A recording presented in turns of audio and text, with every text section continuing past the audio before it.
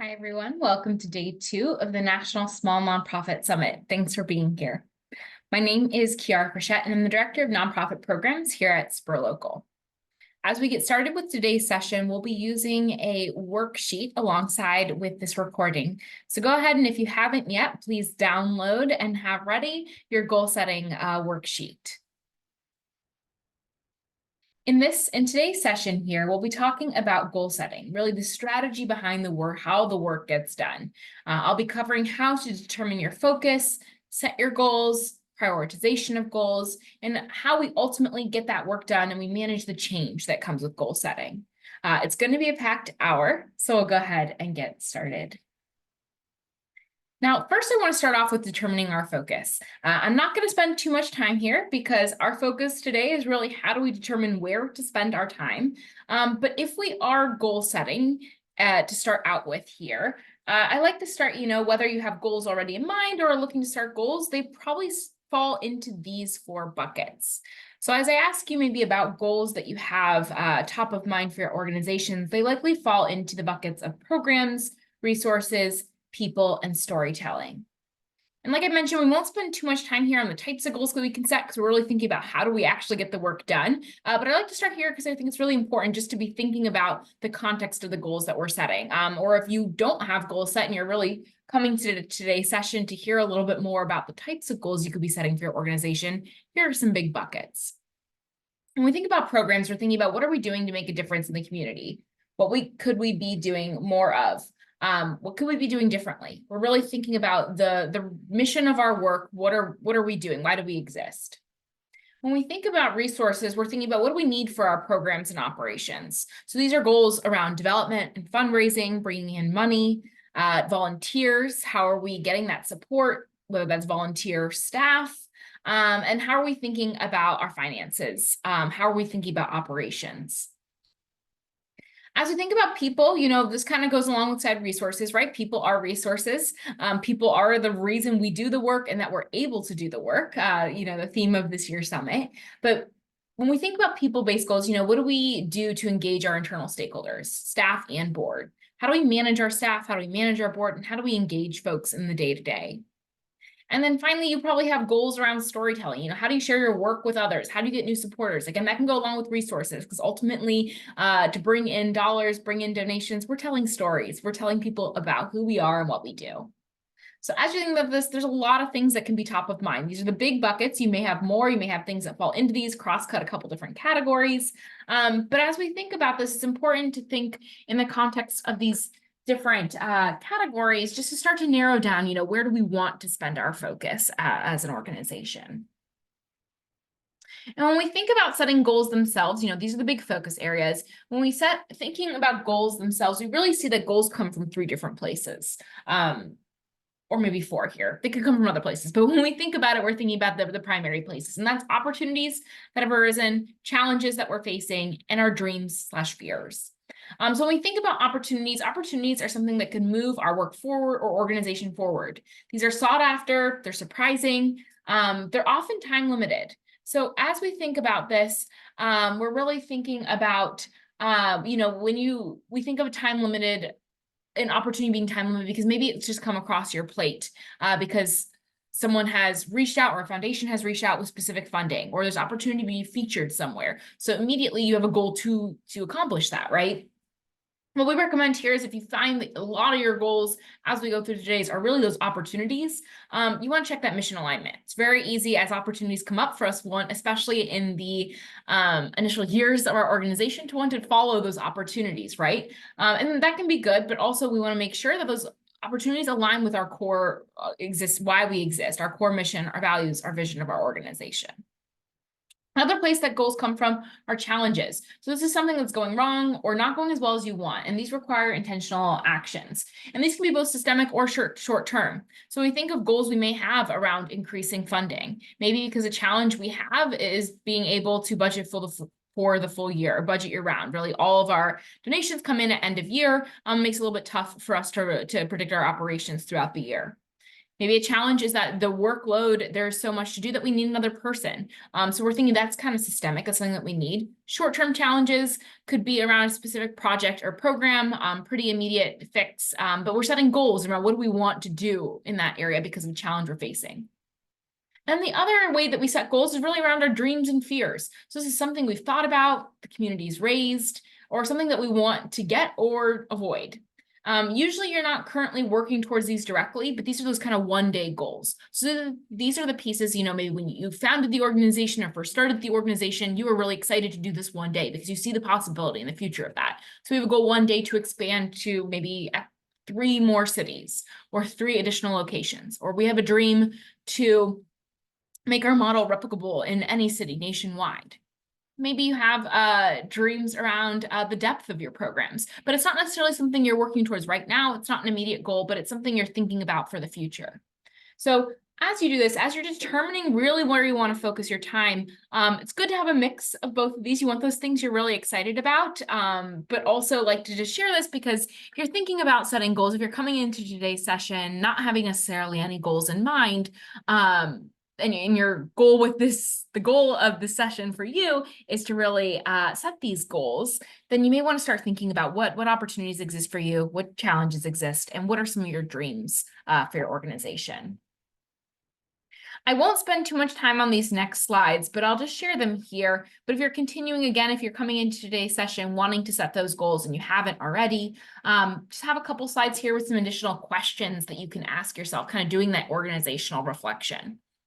So if you're listening to this kind of post session, or you're listening to this during, I would recommend that you pause here, kind of go through these different questions. But these are questions of how to begin an organizational reflection. So kind of thinking through some initial questions about what you're excited about, what are you stressed about, and for mission work, what's been good, what's been bad recently.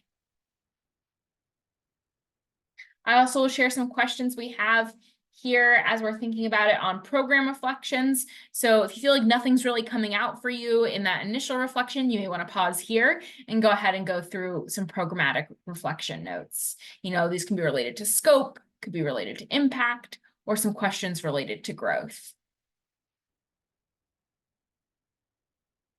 And then finally, my last slide here, again, if you are following along day of, would recommend you pause and go through this. Otherwise, you can bookmark this and come back to these slides later when you're ready to do that goal setting. Again, if you don't already have those goals ready, but organizational reflection. So here are some questions around that dive a little bit deeper into the who and the how.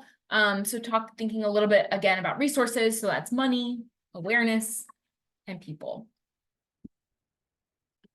So I just encourage you to use these questions to start thinking about where are you focusing in on? Where are the ideas kind of percolating? What are you thinking about? And what I'd recommend you do, so this is where, again, if you are participating live here, I would recommend that you pause, go ahead and add or download your goals worksheets because we're going to move on to the first worksheet here, which is setting goals. And what I want you to do is when you think of the next 6 to 12 months, what is top of mind for you? So you use the worksheet provided to brainstorm some current opportunities, challenges, maybe those dreams and fears. The more specific you can get, the better.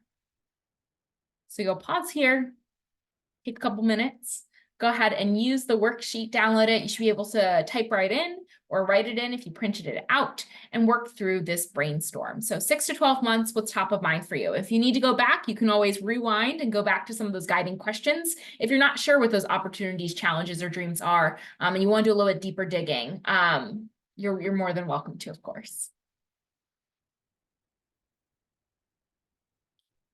So as you finish your brainstorm here, ultimately, how do we reconcile our opportunities, our dreams, and our challenges facing us?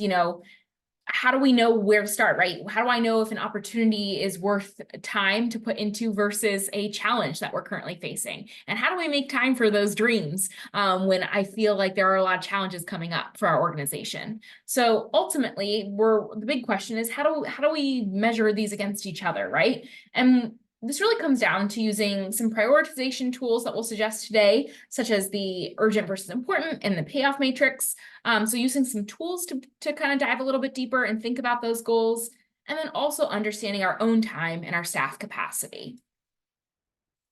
So before we get into the staff capacity piece, because I know that's top of mind for so many folks, I'm going to talk through some tools that you may be familiar with. But maybe they'll be new, and this isn't just a refresher, but these are the urgent versus important matrix and the payoff matrix.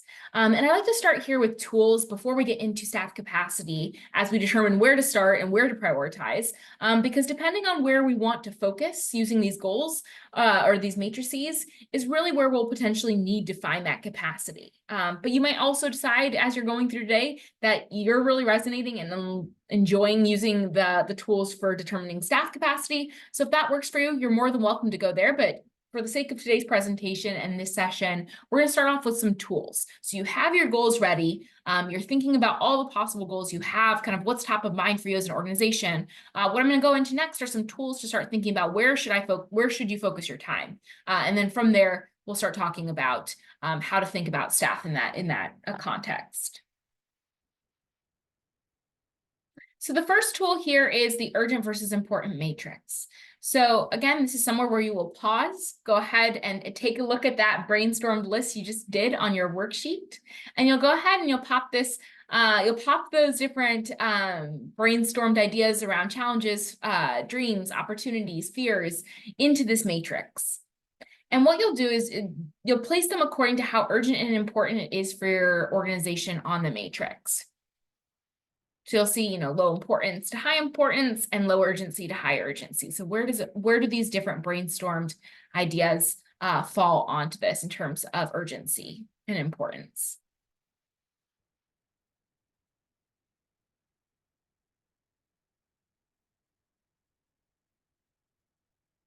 As you do that, I'll go ahead and I'll reveal here determining what is needed. So as you go ahead and put these in, again, you have that ability to pause. So I'd recommend if you haven't put any goals in there to pause, go back, put some goals before you work through this.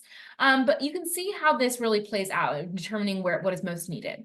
So not surprisingly, the low importance and low urgency tasks, these are things that should be eliminated, goals that should be ignored in most cases. A lot of times these are things that we could do one day, but they probably don't have a lot of relevance right now. Could schedule them, but really could be putting them on a banner on our calendar a couple months from now to come back to and think about when they're a little bit more urgent or important. Kind of continuing on to the right there, thinking about goals that are low importance and high urgency. These are what you will delegate. These are often routine or regular, should not be a strategic focus of leadership. If it's highly urgent but low importance, these are things that you could be delegating to maybe board or volunteers or other staff of your organization. Items that are high importance and low urgency, these are what you could be scheduling. So this can be addressed as we have capacity, but also could be excitement for team long-term. They're really important for our organization. They are pieces that we're really wanting to think about, and they have that ability to change and kind of further our organization, but they aren't going to be those things that are urgent right now. And knowing our organizations, there is a lot that is urgent.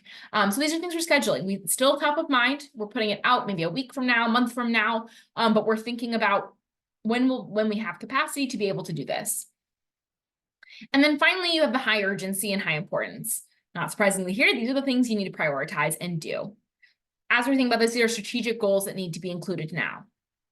And as we're thinking about this, this is in the context of your full organization, not necessarily your everyday, that you can certainly use this tool if you're thinking about your everyday, your tasks that you're doing each day, who should be doing them, when should you be doing them, what should you be putting off. But in the context of today's web session, as we're thinking about taking those goals and thinking about how we get them done strategically, we're really thinking about using this tool in the context of large organizational goals we have.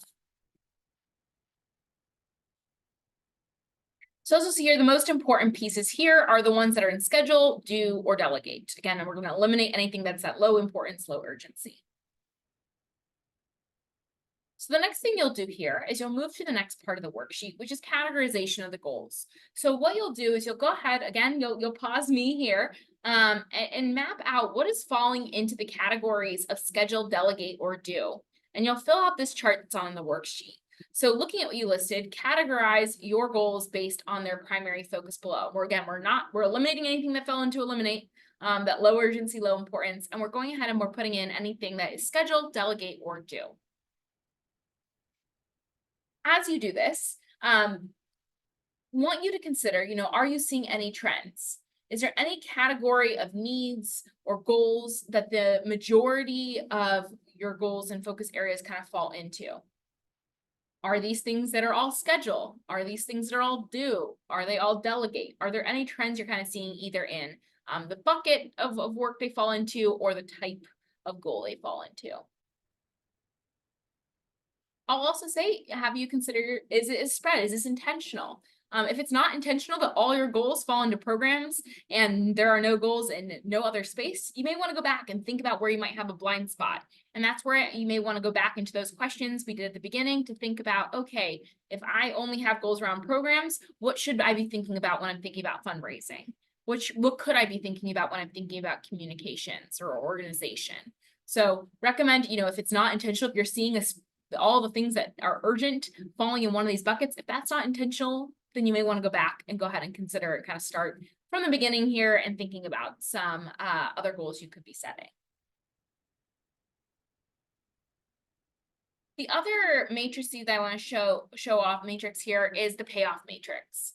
And with this payoff matrix, this is now where we're taking anything that's falling in those buckets, right? And we're thinking about how easy they're going to be to implement and how much impact they're going to make for our organization. So again, you'll pause me here. I know I'm asking you to do this sequentially, and there's a lot of pausing in today's session here, but recommend certainly following along with the worksheet, or you can keep this going and then you can work on the worksheet after the session concludes. But as you're thinking about this, just mapping again those goals now that we're in that do, schedule, delegate, and you're going to know how to put them on this matrix as well. And this is, again, easy implementation to hard implementation and low impact for the organization to high impact of the organization.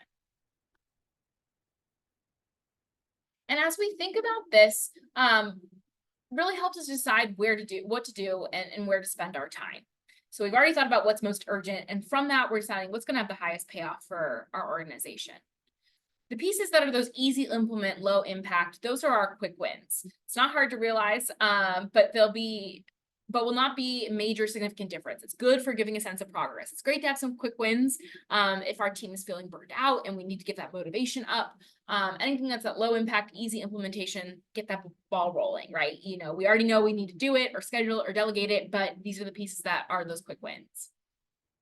As we think about those hard things that are hard to implement and they have low impact, even if they're things we felt that we maybe need to schedule or delegate, they may be a time waster. So this is difficult, not likely to move the dial. Only address these if needed. Likely, if they're already on this chart, kind of if you're going sequentially, you'll need to spend some time doing this, but just understanding that they're a little bit more difficult, just making sure that you spend enough time or plan for enough time going into this specific goal.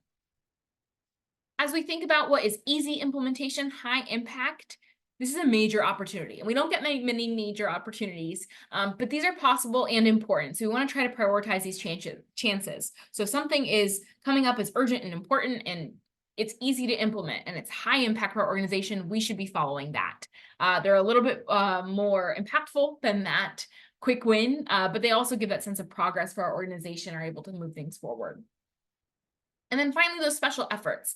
These are pieces that have high impact for our organization, but they're hard to implement, kind of compared to the time waster that's low impact, hard to implement. And as we think about special efforts, these are challenging, but they come with major rewards. As we think about special efforts, you want to pick 1 to 2 of these at a time to move the organization forward. If you're finding that a lot of what you're mapping out today falls in that special effort category, you're going to want to go ahead and go back to that urgent versus important or remap just the special efforts, because we can only focus on 1 to 2 at a time, especially as they're hard to implement. They're probably going to require more staff time, more focus time, more resources, more energy, and we want it to be able to actually have that high impact, so we need to do the appropriate setup for them.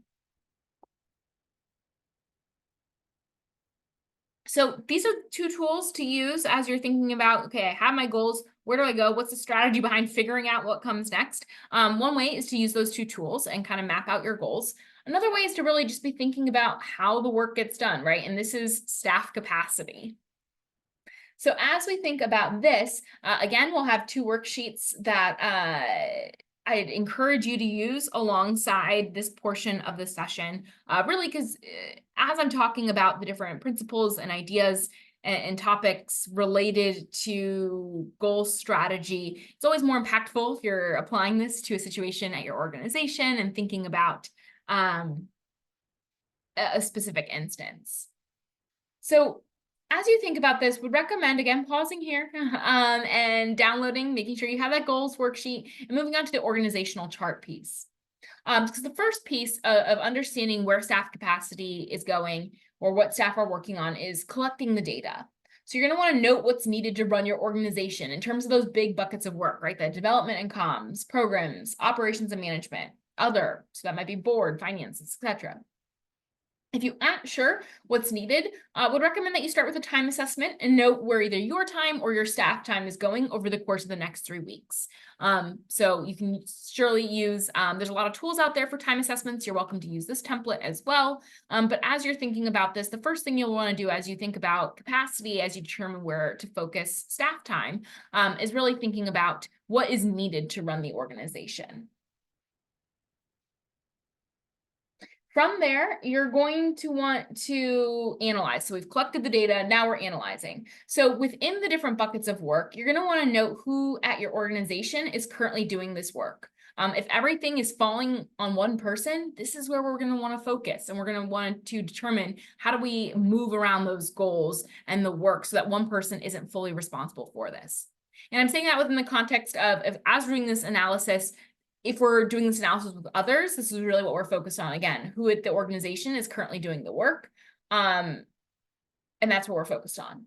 If we're thinking about this for ourselves, for each task that falls into our plate, in an ideal world, do you want to start, spend more, or stop and spend less time on that task? And we'll use this worksheet to kind of indicate what your ideal state is, right? And then finally, for work noted as needing to come off of somebody's plate, or stop, spend time on, you'll want to consider what might need to change in order for that to happen. So that's where we have that rethinking responsibilities worksheet here.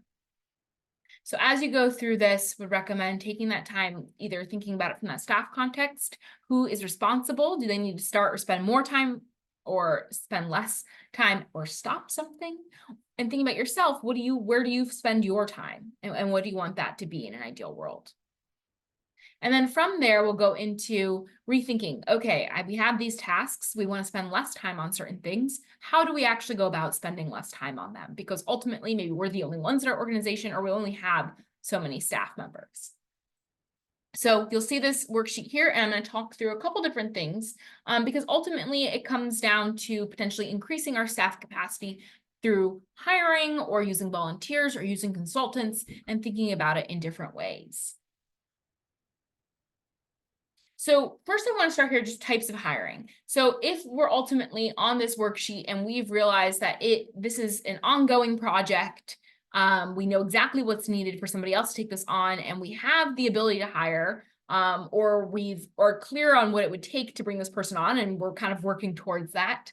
3 ways to really just think about hiring, because oftentimes we're just thinking, hey, maybe we just need another person. But really understanding how we might need the other person is really important as we think about strategically getting this work done. And different ways you can think about this are: 1, sustainability hires. These are people who help us maintain our work level. When you would hire someone at this capacity, is that the level of work for current staff can't be maintained. And a hire will allow this work to continue long term. And this is often our first hire that we're making at an organization. Expansion hires is, you're going to be able to do more. The position allows for scaling of current work, taking on new projects, but may free up some current staff to try new things. But you'll just want to think through here what the workflow looks like in transition. Oftentimes they're building on others' work.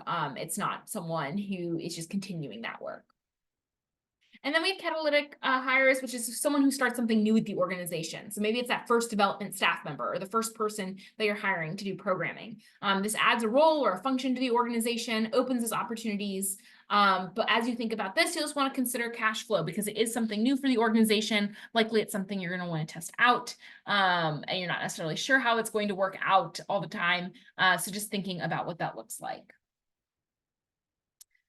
I won't spend too much time here, but just as you're thinking about hiring as a possibility, again, to accomplish our goals, as we're thinking about why we might need additional support. Ultimately, if we want to spend less time on something, doesn't mean the work doesn't exist. So we do need more people, which is why we're spending a little time right now on hiring. But as you're considering if you can hire, and if hiring is the right decision, you'll want to think through both the budget considerations, time, as well as the workflow of their work.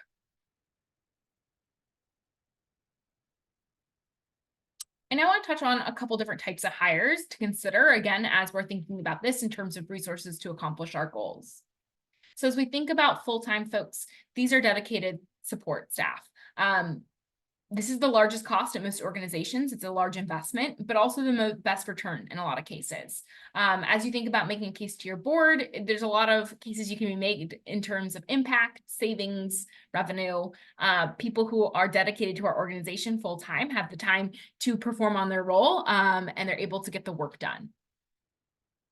As we think about ownership, full-time staff can work in other ways that other options cannot. If you have someone coming in every day, they're able to follow up, build relationships with folks, and have this be the dedicated, 9 to 5 that they're spending their time on. They're going to invest in the culture and the team of at the organization because this is where they're spending so much of their time. And ideally, these people are growing over time because they're seeing a future with the organization. The risk here is just that bad or wrong hires can be detrimental to small teams. If you have a team of 2 and one person isn't working out, it's 50% of your organization. But if that just means that it's important that we get the role and the person correct. So you want to have clear goals and a structure, and know exactly what that person is going to be doing at your organization. Another way we can be thinking about this, if we don't have that ability to hire full-time, is to hire part-time. A little bit less focused support, lower cost and risk, lower impact buy-in could be a great fit. But one thing to consider is that this isn't a cheaper version of full-time. If you have a full-time role, you're going to need to hire full-time. This is part-time roles should be thought of as a different type of resource. Part-time roles really work well when the scope is narrow. So either you have a specific task like an event or a project, project like an event or a task that needs to be done, maybe like bookkeeping. It's usually a skill-based hire. You're hiring someone based on that skill that they bring that you need for that specific piece. Again, examples often include administrative support, grant writing, finances, maybe event planning. Just depends on the needs of your organization, but part-time folks can be used in this way. You'll still need a manager for these roles. They're a little bit more task-oriented than traditional management. They may not be thinking about your organization long-term and growing and thinking about culture, but they'll be a little bit more task-oriented. Still takes some time, so you want to think just about the management. Also, kind of caution here is that if you have all part-time staff, it's a little bit tough to coordinate, again, because they're not always all there at the same time. You'll be spending a little bit more time corralling folks. Another person you can be thinking of as you're thinking about who to involve in accomplishing goals, and as you think about resources to accomplish these goals, consultant. This is bringing in someone with an outside perspective. These can be expensive. Most are costly on a rate basis, at least. They're often priced beyond small nonprofit budgets. So you just want to be clear on your own return on investment.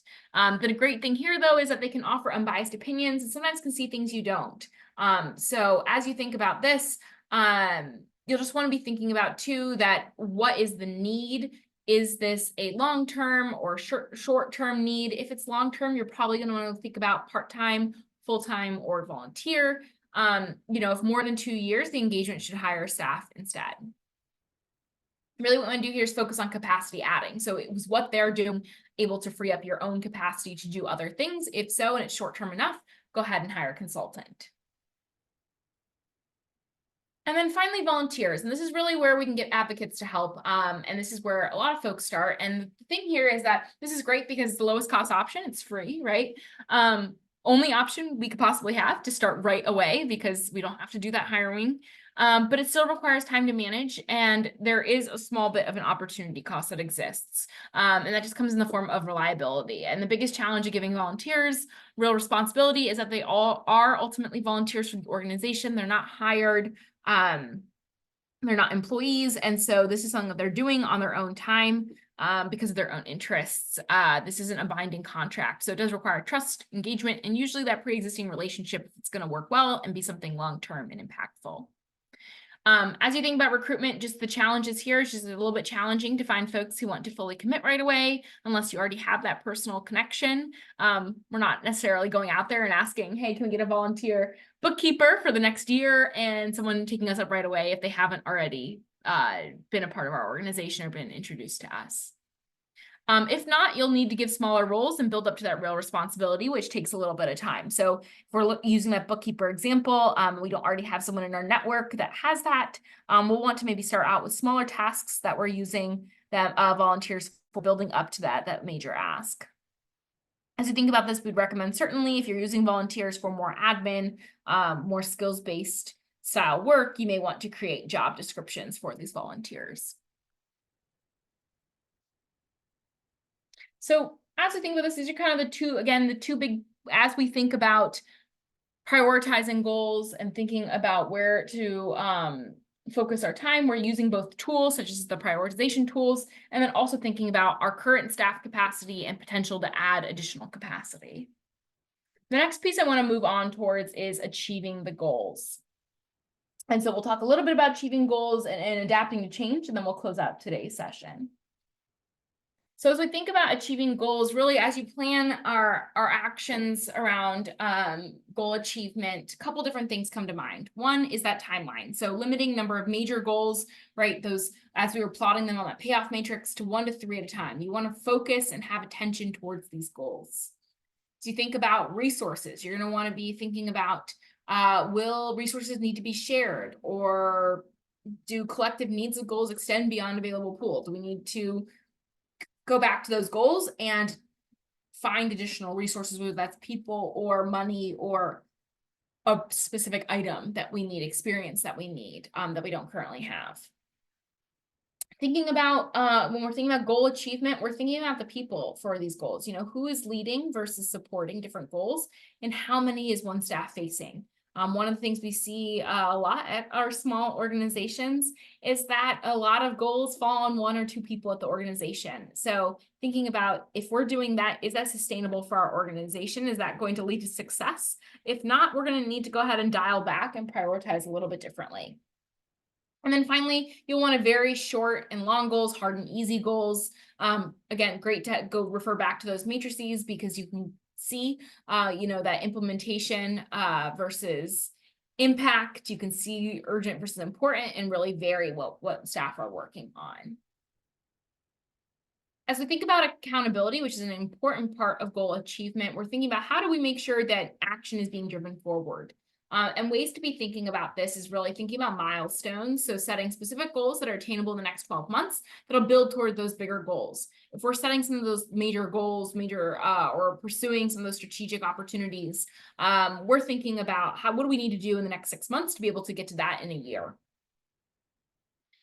Another way is we're thinking about accountability is not only just building it into our timeline that we're checking in on the smaller goals that'll lead to that big goal, but thinking about our routine. So checking in about goals regularly, even if it's on your own. So even if you're not necessarily checking in with your board about them or other staff, they're specific just to you, taking a time quarterly or monthly to go ahead and check in on the goals and make sure that they're top of mind.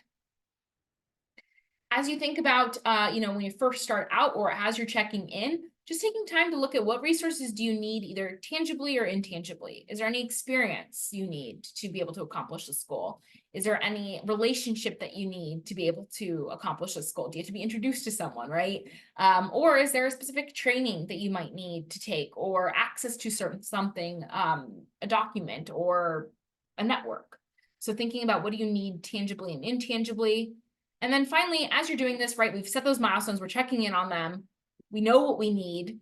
The other piece of accountability is telling someone about them, right? Holding ourselves accountable by creating those accountability partners. So this is where you're telling your board or your team, volunteers, going to be about progress over time. Where are you making progress? Where might you need support? Another way to be thinking about this, so kind of making them a routine, making sure that they are really embedded to in our organization, the goals we're setting, is making our strategy sustainable by embedding goals into both our strategic plan, our work plan, and our performance plan. So as we're thinking about our larger goals, again, if we're realizing as you set goals in today's exercise, they're all falling into those special efforts, those challenging but high impact pieces. They may fall into your strategic plan. Having that strategic plan, which is a 2 to 5 year plan with a handful of large organizational goals, specific objectives, you may find that they're falling there, and it's good to see that your goals are in that space, especially as you think about where to spend your time, and then also as you think about how these are going to be communicated to the larger network. As we think about this too, you're thinking about our goals and our work plan. So this is an annual plan that is more specific about tasks and owners to move forward strategic goals. So if we have those special efforts mapped out, how are we going to do this year to year, maybe years 1 to 3 of our strategic plan, and how are we making sure that our staff have these as part of their plans for the year? So what exactly do we need to do to be able to expand our programming? If we feel like that's something urgent and important for our organization, or maybe it's something that is just important for our organization to move forward, is expansion of a program. It's something that we've decided is worth our time. It's an opportunity. Maybe we're thinking about, okay, 2 to 3 years from now, that's we want to be expanded into 3 or 4 new schools. Now I'm thinking about our work plan for each year of those 2 to 3 years. How will we get closer to being able to actually be in those schools? What relationships do we need to build in year 1? What pilots do we need to run, etc. And then finally, performance. So just tying staff performance goals, including your own, to the work plan and ultimately that strategic plan. So you should see that kind of trickle down of what goals we're setting, kind of going into that work plan and going into performance plans. Again, if you're just starting out, you may not go through all these steps. This is really just both what we recommend and also kind of taking it to the next level. But as we think, if we're spending all this time putting together the goals, we want it to be something that's embedded into the organization. Here are kind of 3 ways to be thinking about doing so. And then finally, I have a slide here just on board involvement. It's really important to have our board involved in our goal setting and goal achievement because as leaders of the organization. So as you think about goals and how the board is related, it's both a tool to make sure that you have the right folks on your board to be able to help your organization achieve these goals, that your board is checking in on these goals, and that you're giving the support needed to the board so that they can help achieve the tasks that they commit to. So just as you're setting these goals for your organization and prioritizing, not only are you just letting the board know what these goals are, but really involving them in that accomplishment as needed. And so that they feel that responsibility and are able to support your organization in this way. And then finally, for today's session, goal setting and prioritization ultimately leads to change. So I want to just end on some change management principles for nonprofits that may be helpful as you're thinking about implementing these new goals, whether that's strategic plan goals or just goals you're setting for your organization if you're not doing that full process. And the first here is just to prioritize changes. You saw this, we already talked about this, right? We're thinking about the impact versus effort, but really just thinking about one, you can't do everything at once. We can only pick and choose a couple of things. So as we're thinking about this, just taking a second to go ahead and think through the changes on impact and changes on effort. So how many staff or clients are going to be affected? How drastic is the shift? How long will the change last? Is this public facing or internal? And thinking about changes on effort. Percentage of staff actively involved, require less outside notice and awareness, length of active change period, amount of change, amount of time and resources during change, thinking through these different questions to better understand where we need to spend our time.